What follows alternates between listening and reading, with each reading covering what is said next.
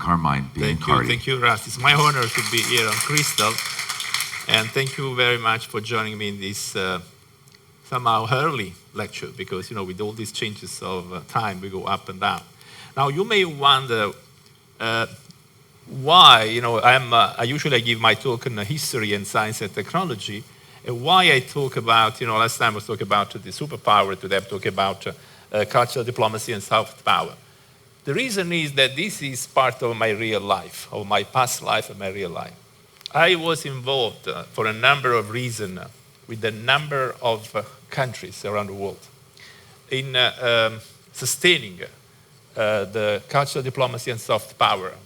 One of the latest appointments was with the University of Tasmania in Australia. They asked me, and I was there for several months, to help them to promote with the cultural diplomacy the culture and of the island of Tasmania. The Australians would understand because they have a different kind of government over there. Then I've been involved with the United States, with the European Union, and as I mentioned the first time, I was the chairman of the Center of Excellence of Europe for a number of years. However, let's go on my lecture today, which is based on my real life. I want to be a little bit educational at the very beginning. What is power? Basically, the power, not the electrical power, but the power is the way to influence others. And there are three ways of doing it. One is by coercion, with the force and fear. The other one is by compensation. I pay you and you give me something back, and reward, so I give you a prize if you achieve something. And the third one is persuasion, like logic and emotion. So in this world where we try to manipulate everything to get advantages, what would be the coercion, the force and the fear? There would be the use of pressure, threats, and to assure compliance. It can be like a legal enforcement, or can be, but the problem of doing with this coercion, somehow with the force and fear, this can be short-lived. It means that after the fear is overpassed, you don't achieve what you would like to achieve. The other one is the compensation, the one I mentioned before. What could be some examples? Money, gifts, or promotion to influence behavior. But this creates a transactional relationship for tangible rewards. I don't want to mention any specific case, but you can never, with your imagination, understand what is the kind of rewards can be given. But it can happen that once the compensation is ended, there will be a short-term loyalty. There will be no loyalty based on that. However, when you get on what is called the soft power, it's based on persuasion. I try to, with some tools, to convince you of why my approach is correct. So, for example, is by reasoning, storytelling, or with the credibility. And this builds usually a mutual understanding. One of the long-lasting mutual understanding is in the Western countries, between Europe and North America, for example. This has been the transatlantic mutual agreement, which is different aspects of our daily life. And this is, of course, something should be on the long run. It's a genuine kind of relationship. What is based on? It's based on culture. Now, what is the culture? Why culture is important?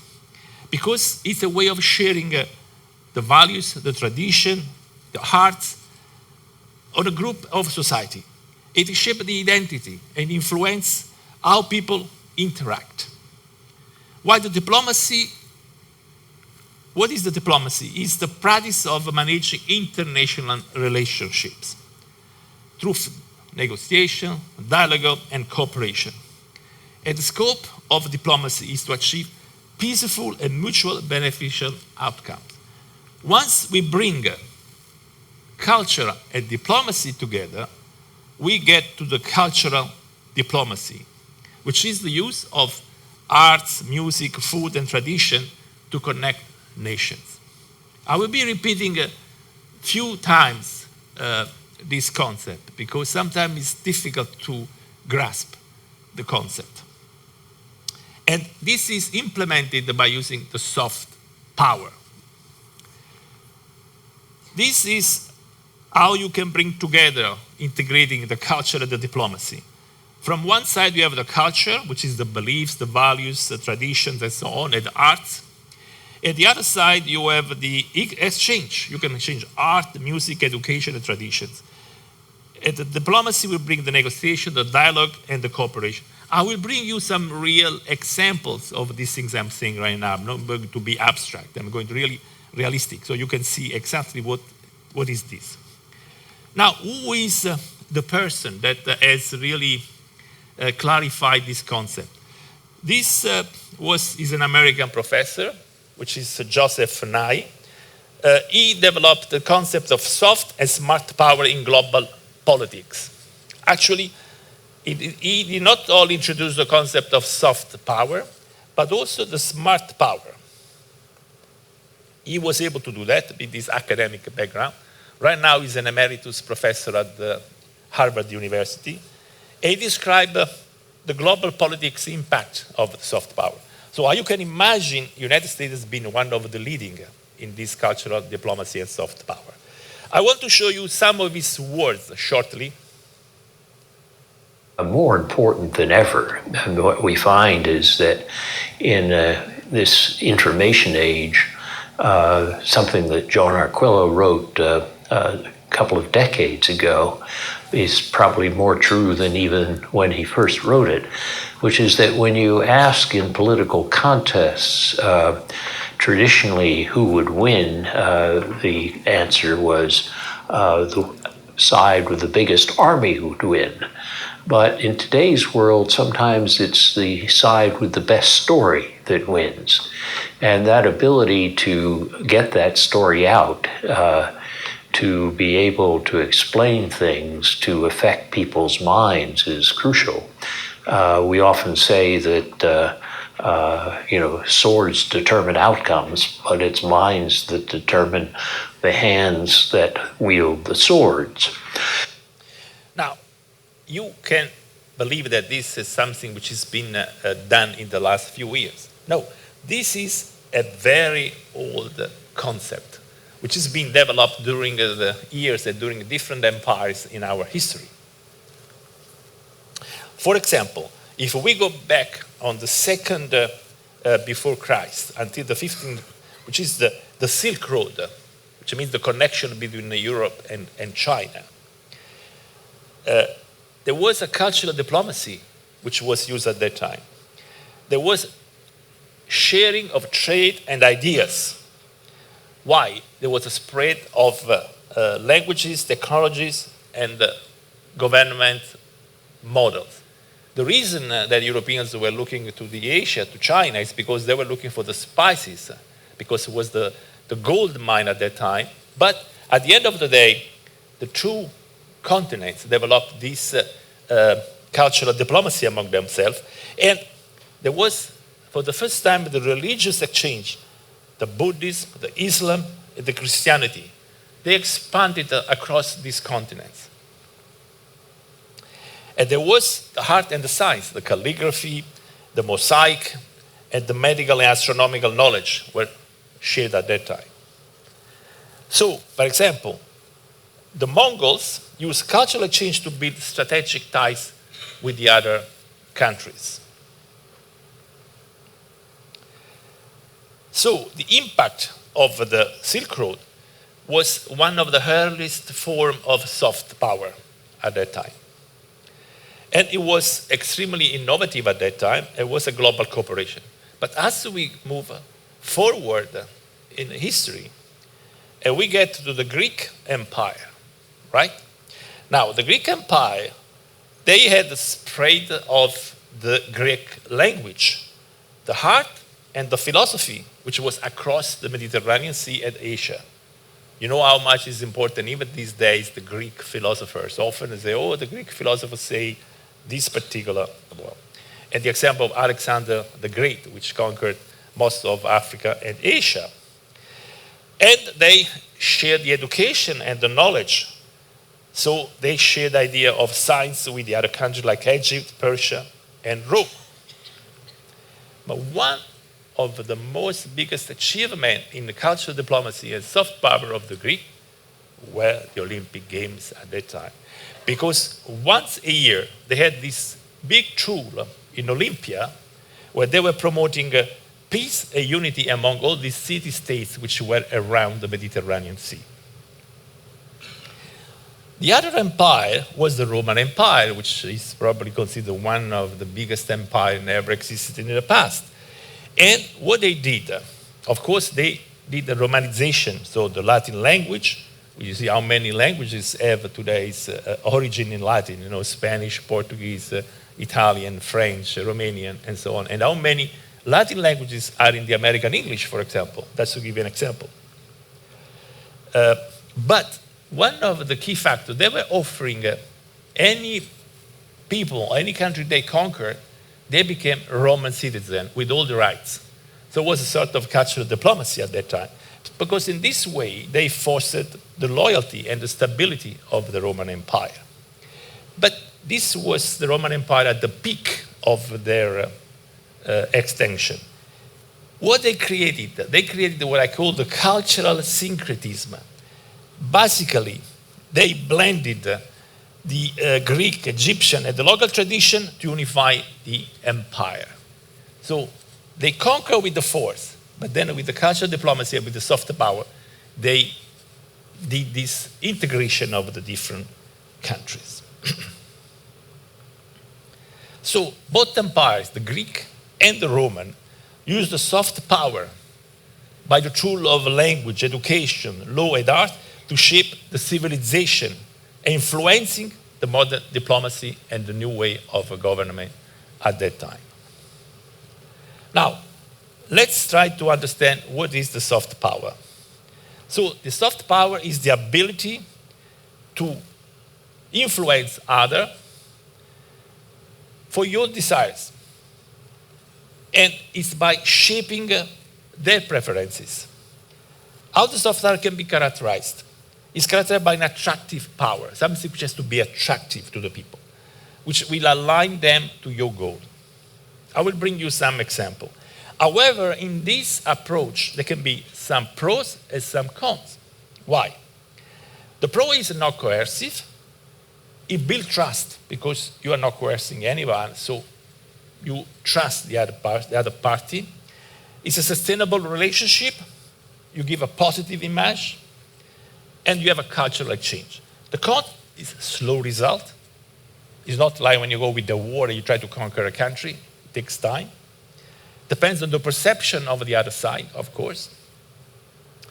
They can have potential manipulation. Now people say, oh, yeah, I mean, you mean this, but you meant that, so there's a manipulation in this sense. There's a limited control. And there will be some counter strategies based on that. So, the way is to navigate this influence probably is what is called by Professor Knight the smart power. So you have to manage somehow the hard power, and the other side, the soft power. And this becomes a sort of smart power. When I see the hard power is based on this ability to have a military economic strength, because to have an economic and military strength, you need an economic strength, which you need a large GNP because you need to build a strong army. And you need a lot of military expenditures. And sometimes a lot of military expenditures can bring problem in the budget of a country. And you need some economic indicators. So you see that the sole hard power is something which is, it can jeopardize the economy of one country. The soft power cycle instead will achieve economic benefits, with enhanced cultural influence, will improve the national image of a country, and will increase the popularity of the country. The country will become popular, and will drive policy changes. Now, how this dynamic can be achieved? So you need these three levels. You need the culture, I don't want to repeat again, I'm repeating, the cultural changes and the diplomacy. So I made this circle here. So the use of culture and art to support diplomacy. So the mission is to use the culture of a country and the bridge, and to have a tool to make a bridge from one country with another country. For example, one of the examples was China and Japan. Culturally, they look close, but they were far away, so they tried to build bridges among them by using the cultural diplomacy. And why? The vision is that with this approach, you have to build a platform. The platform for what? For the policymakers. And the policymakers, they will use the artists, the industry leaders, even the small companies helps in this process, and the arts. And this will permit to have new policy that can create attraction to one country to another country. So it's a tactical approach at the end of the day, which has been done many times. I repeat here, then I go on some example. So what the countries have been using so far: art, music, language, tradition, education, and values. And this, I give you an example. You have the arts, the government, and the academia. Academia is important. It's used a lot in terms of sharing the knowledge, technology, and so on. At the middle, you achieve the cultural diplomacy. Why the cultural diplomacy becomes important? Because you can counter the misinformation and you can build trust. It can be misinformation. Sometimes people could say, the United States, they want to make always war. So the United States to build the cultural diplomacy to demonstrate that they don't make only war. But they have values and they try to demonstrate with using of academia, with the music, with the movies, and so on. There will be economic benefits from this kind of approach. There will be a globalization, which I've seen in the last 80 years after the Second World War. There was a huge globalization among particularly the Western countries. There will be a shifting of global power dynamics and the rise of non-state actors. That means that you don't need only the state actors, but you need also the non-state actors to act in this particular activity. And at the end of the day, there will be a sharing of values and the building of trust. Basically, at the end, these are the 6 pillars for the cultural diplomacy and the soft power: the development assistance, the foreign policy, the economic cooperation, the communication, the culture, the science and education. And you already can start to imagine what are some of these examples. I give you one example. For example, this agency, the USAID, has been created and developed exactly for that, for the cultural diplomacy. Okay, I give you an aid, but I want to share with you my culture, my values. Very often, with the USAID, they have taken scholars from other countries and brought them in the United States to make them to understand the US culture.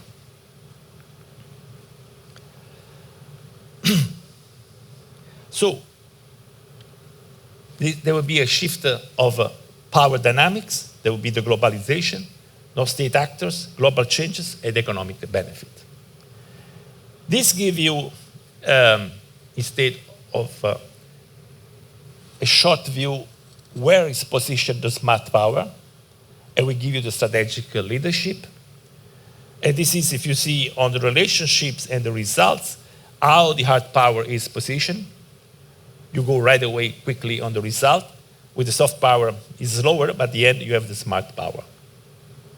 And where will be this? This will bring you to the diplomatic power that a superpower country would have. And what are some examples? Let me go on some examples, okay? For now, I take away the US example and I give you some example, some countries, what they've done. For example, Italy created the IIC, which is the Italian Institute of Culture. They have not done only because they want to promote the language. They want to promote the diplomacy by culture. The British, they have the famous British Council. They have done exactly the same. The German with the Goethe Institute.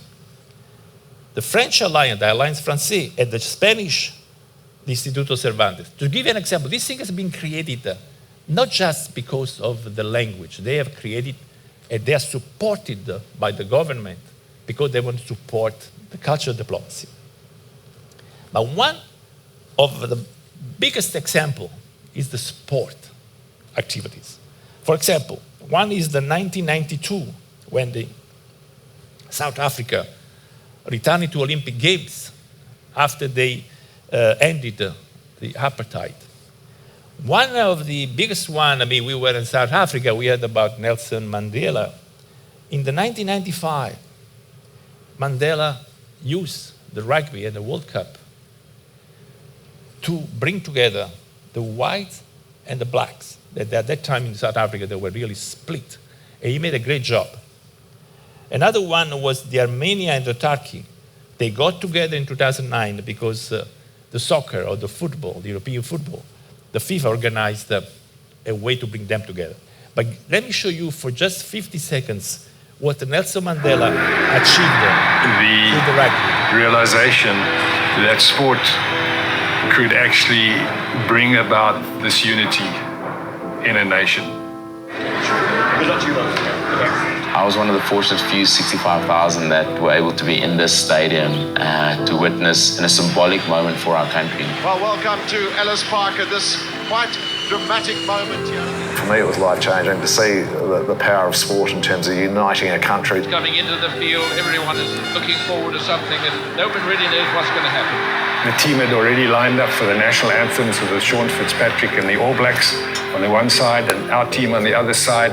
And as I walked out the change room into the sunlight of Ellis Park, I heard the crowd chanting, "Nelson, Nelson, Nelson."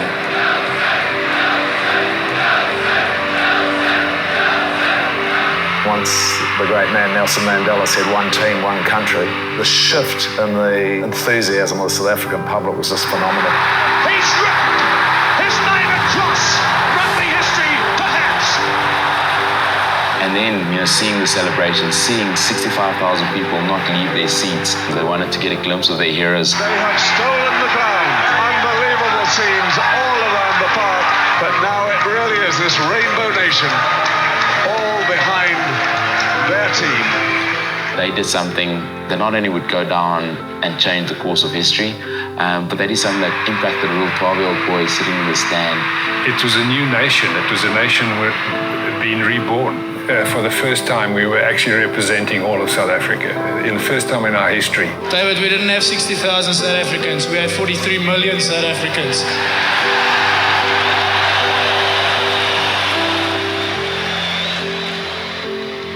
Now, you have to realize that at that time, Mandela had two problems. One problem is to reunify his country between the whites and the blacks. And the other one was to show to the world that South Africa was a good country. So he achieved it. And you have to think that he was under pressure by the blackest parties not to use the white players. But he did not consider that, say, no, we are one country, one nation, one people. And he did it. He achieved it in South Africa. He showed to the world that he was a unified country. It was a huge soft power, cultural diplomacy approach to the world. This is one of my favorite sports anyway. I was a national player with the Italian team when I was much, much younger.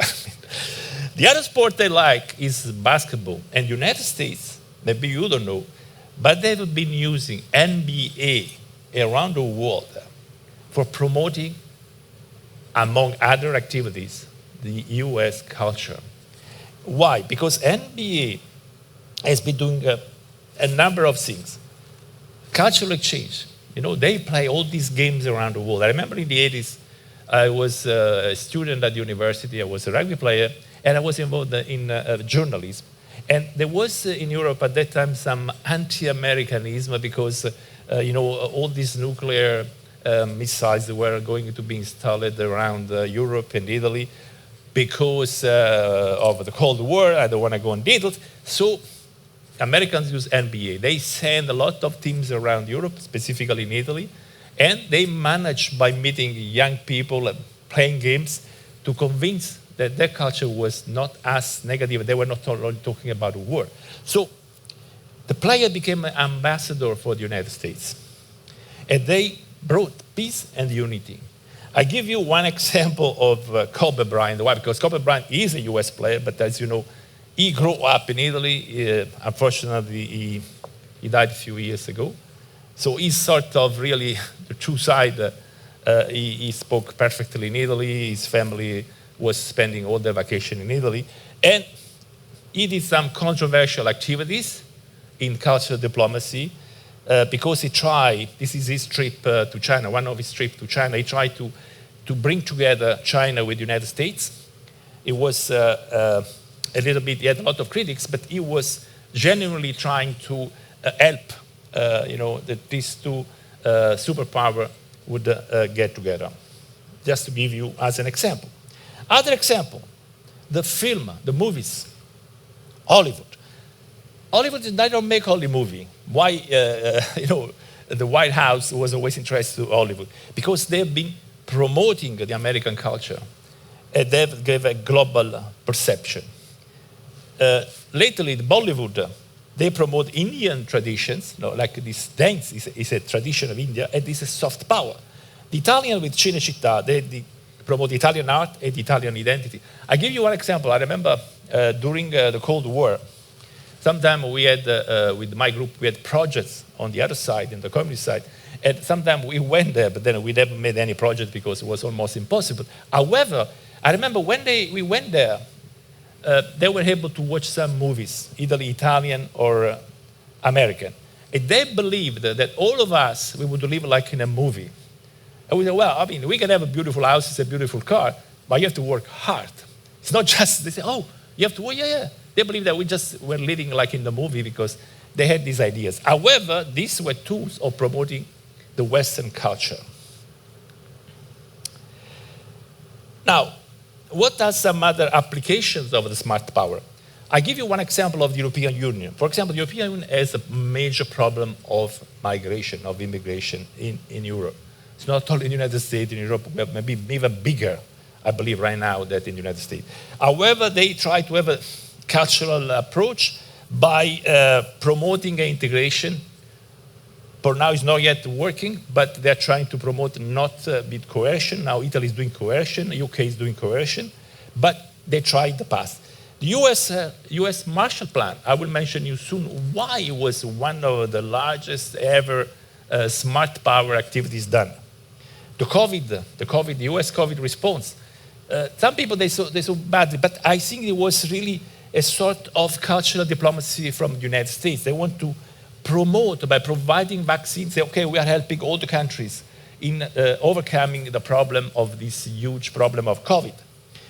And China, no, still we have the Belt and Road. They're trying to expand their culture. You know how much in Africa China is doing this Belt and Road, and how much in the Caribbean they are doing right now. There's a huge presence of that. And then there is the NATO dual approach. It's not only army, it's not only military. It is, it's both. It's to deter aggression from countries, but it's done a lot of activities in building trust among all the countries that participating in the NATO. Why I mention the Marshall Plan? Because the Marshall Plan, it was a smart power, because from one side, there was the end of the Second World War. There was the economic aid, which they come from the United States to help the European countries that joined the democratic side, because, you know, Europe was split in the democratic and the communist side at that time.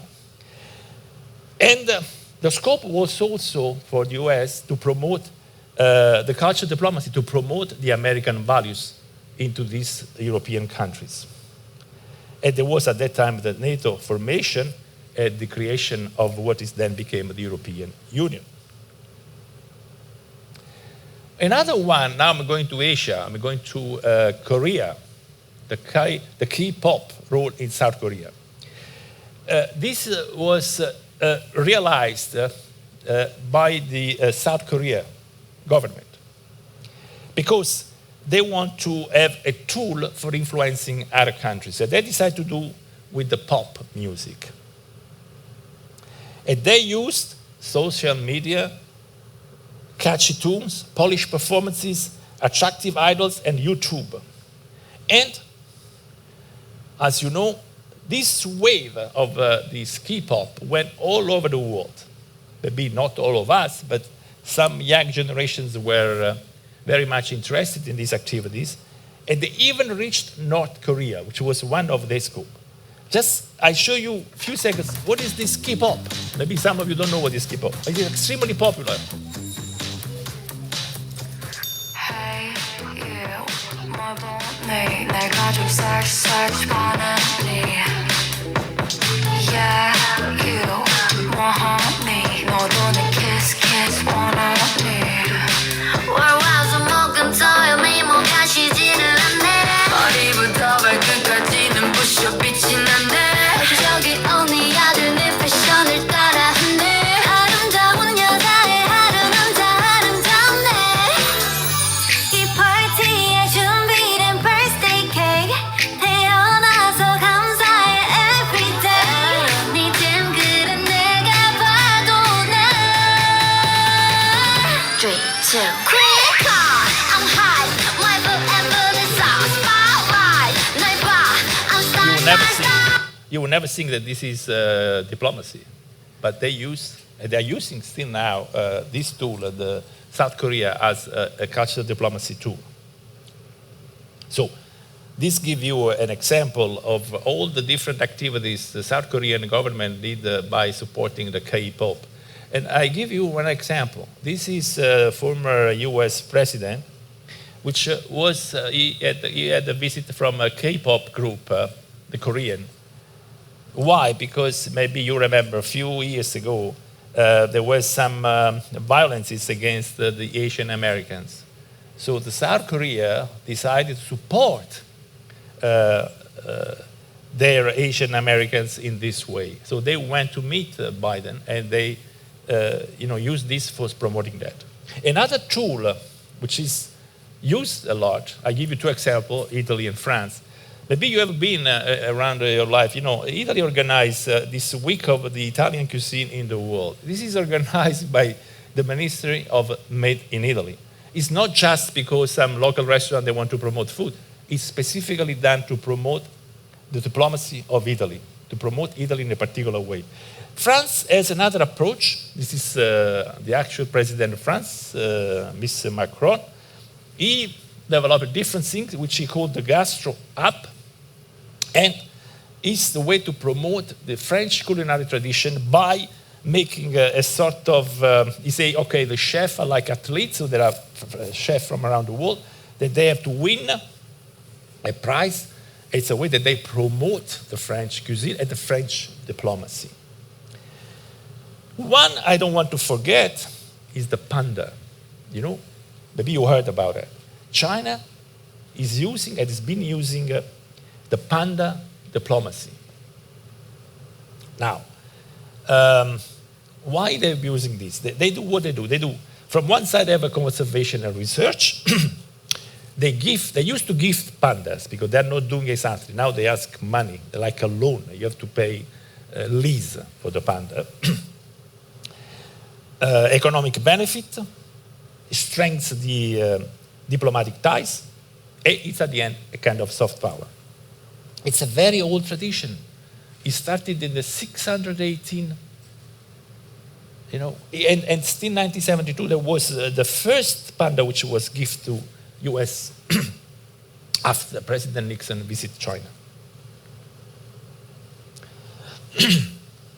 So, as I mentioned, it's an old historical origin of the panda diplomacy. It's not something they developed lately. But in the modern time, it was the first time there was an approach between the Chinese communism and so developed some Sino-American relations.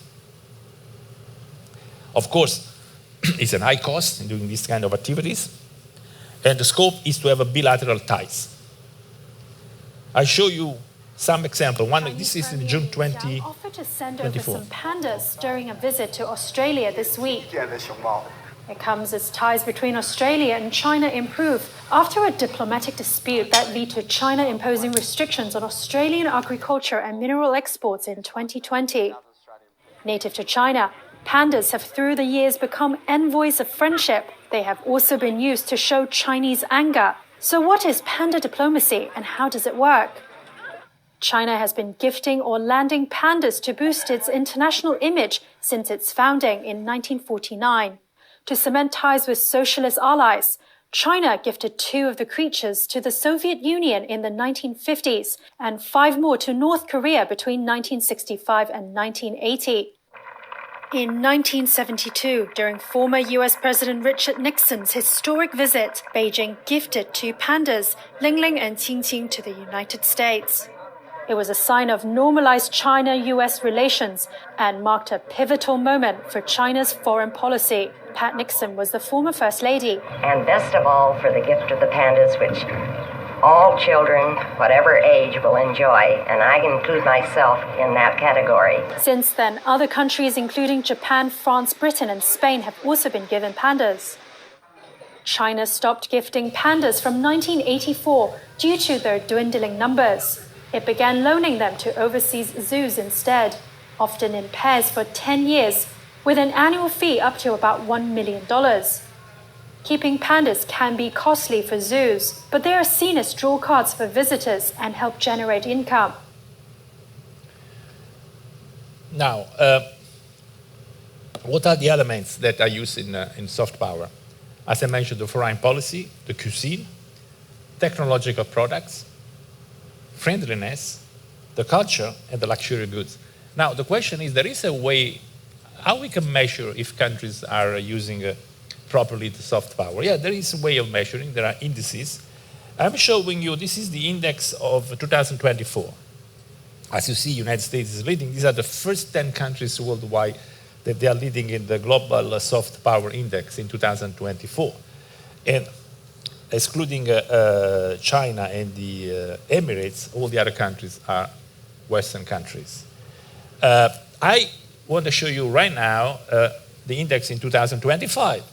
As you see, China overcome UK. It means China is investing a lot on the soft power to achieve its goal of promoting China. One example I would like to give you is, another index which comes from the culture of diplomacy. You know that in Italy, just briefly, we had the new government about 2.5 years ago, and they created the particular activities in this, and they managed in a few months to make Italy among the 3 countries which are mostly known by people around the world. Now, you have to think this is not only based on the Western countries, but all over the world. So they did a particular job with a huge investment to promote one country by using the culture diplomacy and the soft power. So, the culture diplomacy is okay, guys, we are friends, let's be friends. But how this is done? There are impacts and there are visual representation. The impact is that there is a strengthening of relationship. There is enhanced ties, and there are 2 hands shaking. Countries get closer. The cultural bridges, and this can be represented by an arc bridges, which brings 2 countries together. The soft versus the hard power. So the impact is the role on influence at the balance scale. The address of global challenges, so tackling issues one by one, and making a world globe. Rebranding identity, for example, it could be a new flag representing a new organization. Countering stereotypes, I can still mention my country. People still believe that Italy is mafia. For me, sometimes it's fun because there are a zillion things more than the mafia, and still, it's a mafia or spaghetti, but it's a stereotype. And I understand why the Italian government has been investing so much to change these stereotypes in the mind of the people. Just to give an example, but there are others for the United States, for UK, and so on. So, I'm getting to the closing of this lecture because the time is almost over.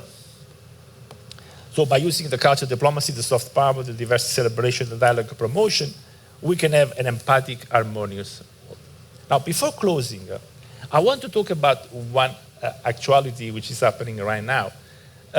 You know that I'm not talking about religions. It's not my scope at all. And I never talk about religions. I never talk about politics. But you know that the Vatican does represent not only the Catholic Church, it represents the leftover of the Roman Empire, physically. You know that?